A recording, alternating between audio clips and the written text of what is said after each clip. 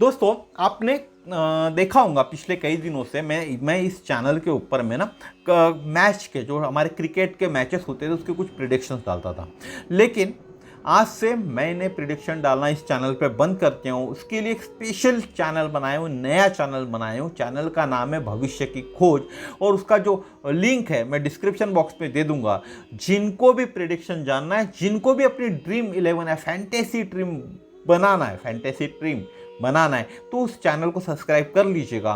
उसके ऊपर मैं आपको जानकारियाँ दूंगा, तो आपको एक आपकी ड्रीम 11 टीम बनाने के लिए आपको मदद होंगी। उस सहायता से, यानी उस चैनल के सहायता से आप ड्रीम 11 टीम बना सकते हैं। तो आपको उसके लिए क्या करना पड़ेगा, मेरा एक चैनल है, नया चैनल भविष्य की खोज, उसको आपको सब्सक्राइब करना पड़ेगा, क्योंकि यह चैनल स्पेशली हमारे सनातन धर्म के अंदर में जो जानकारी दी गई है उसके लिए ही है। और इसीलिए मैं इस चैनल को डिस्टर्ब करना नहीं चाहता, और सनातन से जुड़ी हुई जानकारियाँ ही इसी चैनल पर आपको मिलेंगी। सीखो हिंदू सीखो इस चैनल पर। अगर आप नए इस चैनल पे, तो इस चैनल को सब्सक्राइब कर लीजिएगा, क्योंकि हमारे सनातन धर्म से जुड़ी हुई जो जानकारी है वो सिर्फ और सिर्फ इसी चैनल पर आपको देखने के लिए मिलती है और अन्य किसी चैनल पर देखने के लिए नहीं मिलती। तो दोस्तों आज के वीडियो में हम देखने वाले, आपने देखा होगा हमारे समाज के अंदर में कि जो पापी लोग हैं, जो बहुत पाप करते हैं, जो लोग बहुत तकलीफ देते हैं लोगों को, वो लोग बहुत खुश रहते हैं, बहुत पैसा रहता है, अमाप पैसा उनके पास रहता है,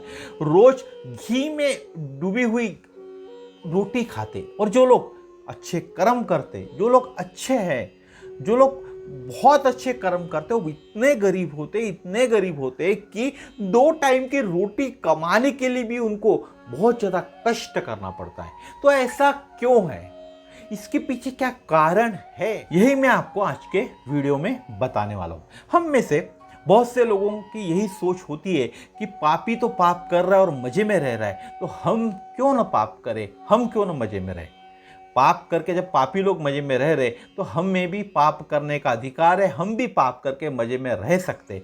लेकिन मैं आपको सलाह दूंगा, जो लोग मजे में, उनको मजे में रहने दे। अगर आप पुण्य कर्म करके भी अभी मजे में नहीं है, अभी आपको कष्ट भुगतना पड़ रहा है, तो बहुत जल्द आपका वो समय आने वाला है जब आप उस कष्ट से आपको मुक्ति मिलने वाली है और एक अच्छे दिन आपके आने वाले हैं। तो देरी नहीं करते, बढ़ते वीडियो की तरफ। तो इस वीडियो में दोस्तों हम देखने वाले कि पापी लोग अमीर और सुखी क्यों होते हैं। आप इस कलयुग में देखते होंगे कि पापी लोग घी खा रहे और सज्जन आदमी, जो अच्छे आदमी, अच्छे संस्कारी आदमी है, वो भूखे रह रहे। यह आम बात है, आज के दुनिया में यह आम बात है। आप देख रहे होंगे कि पापी के पास ही अमाप पैसा है और जो सज्जन आदमी है वह भिखारी बन चुका है, कर्ज में डूबा हो चुका है, बहुत ज्यादा परेशान है। तो इसके पीछे 3 मुख्य चीजें हैं जो हमारे जीवन को प्रभावित करती है। पहला होता है हमारे प्रारब्ध, दूसरा है हमारे पिछले जन्मों में किए गए कई पाप और पुण्य। पहला क्या है, हमारे प्रारब्ध, जो प्रारब्ध हम भुगत रहे। दूसरा क्या है, हमारे पिछले कई जन्मों में, जितने भी जन्म आज तक हमने लिए, उसके अंदर किए गए कई पाप और पुण्य। और तीसरी चीज है हमारे पिछले जन्मों में किए गए पाप और पुण्य। इसके पहले मैंने क्या बताया, कई जन्म, जितने भी जन्म हमने आज तक इस धरती पे लिए, उसमें जितने भी हमने पाप और पुण्य किए वह। और तीसरा कारण है जो हमारा पिछला जन्म था, उसके अंदर में किए गए पाप और पुण्य। इसी के कारण आज इस कलयुग के अंदर में जो सज्जन आदमी है वह भूखा दिख रहा है और जो पापी आदमी है वो घी खा रहा है। अब इसका पूरा डिटेल्स मैं आपको बताता हूं। तो सबसे पहली चीज क्या थी, मैंने क्या बताया, हमारा प्रारब्ध। देखिए, प्रारब्ध को कोई नहीं बदल सकता, यहां तक कि भगवान के अवतार श्री राम और श्री कृष्ण को भी प्रारब्ध भोगना पड़ा। आपने देखा होगा, इतिहास पढ़ा होगा, आपने हमारी रामायण पढ़ा होगा, श्री कृष्ण का चरित्र आपने देखा होगा, तो आप भी जानते भगवान श्री राम और भगवान श्री कृष्ण को भी इस धरती पे मनुष्य रूप में जन्म लेने के बाद प्रारब्ध, उनका जो प्रारब्ध था वो भोगना ही पड़ा, क्योंकि प्रारब्ध के पीछे एक कारण होता है। भगवान राम और भगवान कृष्ण ने जो प्रारब्ध भोगा उसके पीछे भी कारण था, और हम जो प्रारब्ध भोग रहे उसके पीछे भी कोई कारण है। इसका कारण हम लोग इस कलयुग में तो जान नहीं सकते। श्री राम को वनवास भोगना पड़ा क्योंकि उसके बिना रावण का वध संभव नहीं था, यह कारण था। साथ ही कृष्ण का जन्म कारागार में हुआ था या कारावास में हुआ था क्योंकि उसके बिना कंस को मारना संभव नहीं था, यह कारण था। इसका मतलब है कि किसी भी प्रारब्ध को एक योजना के रूप में नियोजित किया जाता है। जो भी प्रारब्ध हम भोग रहे वह एक योजना के तहत नियोजित है। भगवान हमारा जो प्रारब्ध है वह पूर्णतः जानकर लिखते हैं, अनजानकर नहीं, जानकर लिखते हैं। दूसरी चीज मैंने बताया था, हमारे पिछले कई जन्मों के पाप और पुण्य।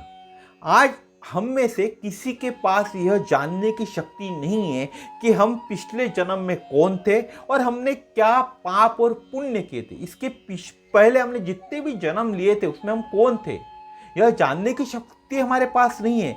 और हमने कितने पाप और पुण्य उन जन्मों में किए थे, यह भी जानने की शक्ति हमारे पास नहीं है। पहले के समय में ऋषि मुनियों के पास वह शक्ति थी। कलयुग के पहले जो युग थे उस समय जो ऋषि मुनि थे उनके पास वह शक्ति थी, वह जानते थे कि हमने क्या पाप और पुण्य किए। लेकिन इस कलयुग के कारण हमने वह शक्ति खो दिए। हमने पिछले जन्मों में जो भी पाप या पुण्य किए गए उन्हें इस जन्म में हमें भोगना ही पड़ता है। हमने पिछले कई जन्मों में जो भी पाप और पुण्य किए, अभी जो हमने जन्म लिया हुआ है उस जन्म में हमें उसे भोगना ही पड़ता है। तीसरी और महत्वपूर्ण बात है, हमारे जीवन को जो प्रभावित करती है वह यह है कि इस जन्म में और हमारे पिछले जन्म में किए गए पाप और पुण्य, ये जो जन्म हम लिया हुआ है, हम चल रहे इस जन्म के अंदर में हम जीवित है, और लेकिन इसके पहले हमने जो जन्म लिया था और इस जन्म में जो हम पाप और पुण्य कर रहे वह हमारे जीवन को बहुत ज़्यादा प्रभावित करता है। यह तीसरा कारण है। लेकिन इस कारण के अंदर में, इस चीज के अंदर में हम ये जान सकते हैं क्योंकि हमने यह स्वयं किया है। अभी जो हम पाप और पुण्य कर रहे हैं हम जान सकते हैं हम क्या पाप कर रहे हैं क्या पुण्य कर रहे, लेकिन पिछले कई जन्मों के हम नहीं जान सकते। लेकिन अभी जो चालू जन्म के अंदर में जो पाप और पुण्य कर रहे वह हम जान सकते। अब हम इसमें से एक बात महत्वपूर्ण है कि ये तीनों चीज़ें हमारे वर्तमान जीवन पर संयुक्त रूप से प्रभाव डालती है। जो तीनों कारण बताया मैंने आपको, वही तीनों कारण हमारा जो वर्तमान जीवन है उसके ऊपर में संयुक्त रूप से प्रभाव डालता है।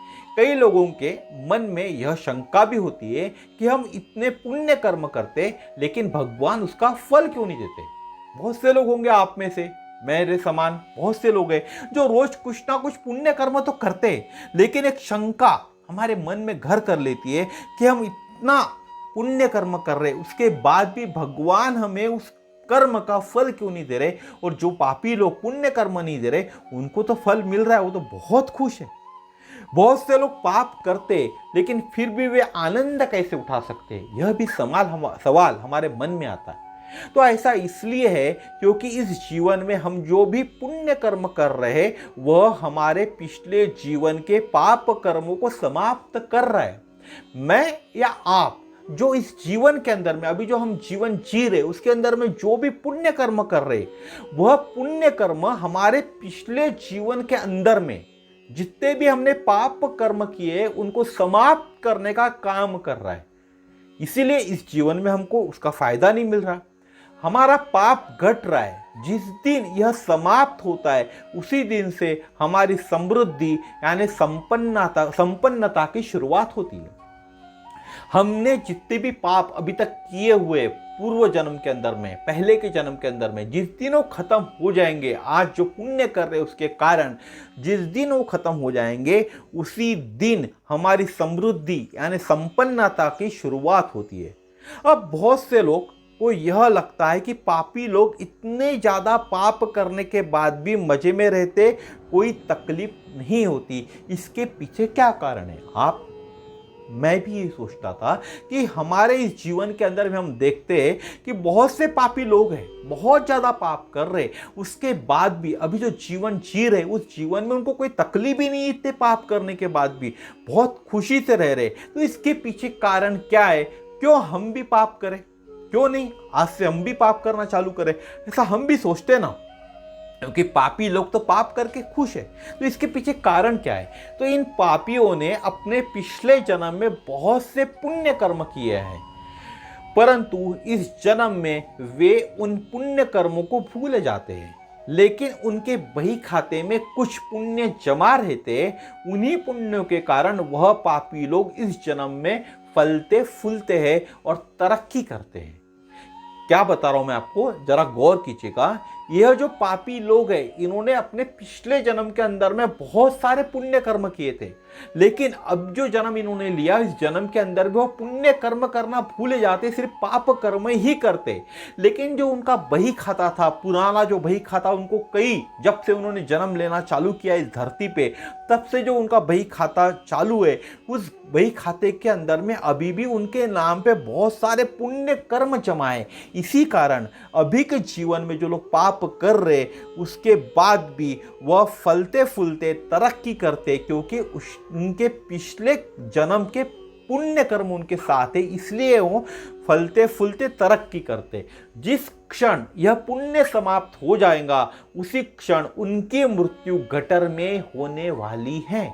आपने देखा होगा बहुत से लोगों की जो मौत होती है, मृत्यु होती है, बहुत तकलीफ वाली मृत्यु होती है, कोई पूछता नहीं है, कोई उनके पास जाता नहीं है, देखा होगा आपने। तो यही समस्या होती है। लेकिन अगर आप सोचोगे कि हम भी पापी लोगों के साथ समान पाप करते और खुशी से रहते, तो हमारे तो पास पुण्य ही जमा नहीं है। अगर हम और पाप करना चालू करेंगे तो हमारा जीवन और बदतर हो जाएगा।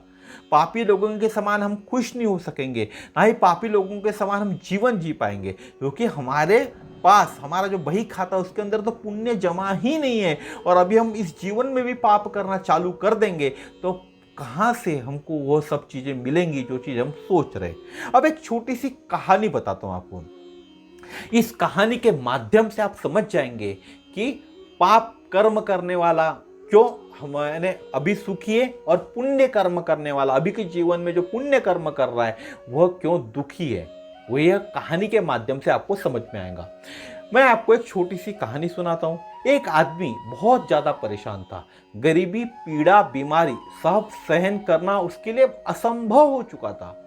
यह देखकर एक साधु ने उन्हें सलाह दी, यदि तुम गायत्री के 24 अनुष्ठान करोगे तो तुम्हारे सारे कष्ट दूर हो जाएंगे।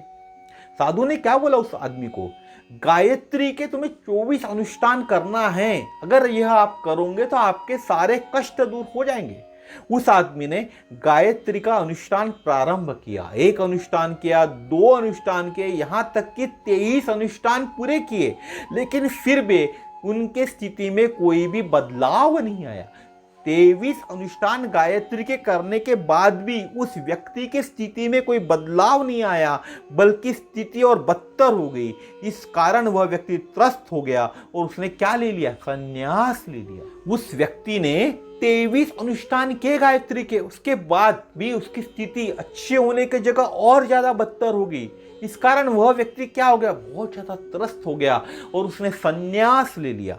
संन्यास लेने के बाद वह अपने प्राण त्यागने के लिए हिमालय के तरफ एक दुर्गम स्थान पर चला गया। वहां एक ऐसे स्थान पर गया जहां हर तरफ वो राख के पहाड़ थे। हिमालय के अंदर में ऐसे स्थान पर वो व्यक्ति चले गया जहां चारों तरफ राख के पहाड़ थे। वह उन पहाड़ों के मध्य में जाकर बैठ गया और अपने प्राण जाने की प्रतीक्षा करने लगा। कुछ दिनों बाद उसे लगा कि साधु ने उसे गायत्री के 24 अनुष्ठान करने के लिए कहा था और उसने अब तक सिर्फ 23 अनुष्ठान पूरे किए थे। उसके मन में विचार आया, अंतिम अनुष्ठान बचा हुआ है, वह मैं इस स्थान पर पूरा कर लेता हूं। अतः उसने जंगल से सामग्री एकत्र की और गायत्री का अनुष्ठान प्रारंभ किया। जैसे ही 24वां अनुष्ठान पूरा हुआ, उसके सामने स्वयं गायत्री माता प्रकट हुई और बोली, बोलो वत्स, तुम क्या चाहते हो? उस व्यक्ति ने जैसा ही 24वां अनुष्ठान गायत्री का पूरा किया, तब गायत्री माता स्वयं प्रकट हुई और बोली, बोलो वत्स, तुम क्या चाहते हो? वह देवी के चरणों में गिर पड़ा और देवी से कहा, हे देवी, मैंने आज तक इस संसार में अनगिनत कष्ट यातना सहे है, लेकिन उस समय आपने मुझे दर्शन नहीं दिए। मैंने आज तक जीवन में कितने ही अनुष्ठान किए, पुण्य किए, परंतु आप प्रकट नहीं हुए। परंतु आज जब मैं मृत्यु के द्वार पर खड़ा हूं तो आप उदार होकर आपसे कुछ मांगने के लिए कह रही हो। देवी को ये कहता है कि जब मैं मृत्यु के द्वार पर खड़ा हूं तो आप उदार होकर मुझसे कह रही हो कि मुझसे कुछ मांगो। देवी ने कहा, वस जिन राख के पहाड़ों पर तुम बैठे हो यह तुम्हारे पिछले जन्मों के पाप है। एक अनुष्ठान से राख का एक पहाड़ बन गया। बस आपके आसपास ऐसे 23 पहाड़ है, परंतु जैसे ही तुम्हारा पाप समाप्त हुआ तुमने 24वां अनुष्ठान प्रारंभ किया। देवी माँ उससे क्या कहती है, जिस आप जहां बैठे वो राख के जो ढेर है वो आपके पिछले जन्मों के पाप है। जैसे ही आपने गायत्री का एक अनुष्ठान किया, एक राख का पहाड़ बन गया। 23 अनुष्ठान के 23 पहाड़ बन गए, परंतु जैसे ही तुम्हारा पाप समाप्त हुआ और तुमने 24वां अनुष्ठान प्रारंभ किया, मुझे तुम्हारे सामने उपस्थित होना ही पड़ा। हम आदमी क्या करते हैं, हम आम आदमी क्या काम क्या करते हैं, हम रोज पुण्य करते हैं। आज कहीं ना कहीं हम सोचते हैं कि आज ये पुण्य करूंगा तो मुझे इसका फल मिलेगा। ऐसे हम रोज पुण्य करते, 23 पुण्य करके हम रुक जाते, क्योंकि 24वां पुण्य करने की हमारे में हिम्मत ही नहीं होती। हमको लगता है कि इस पुण्य करने से कुछ फायदा नहीं होने वाला और हम पाप करना चालू करते। जहां हमको 24वां पुण्य करना था वहां हम 24वां पाप करना चालू कर देते। इस व्यक्ति ने क्या किया, 23 गायत्रियों के अनुष्ठान किए।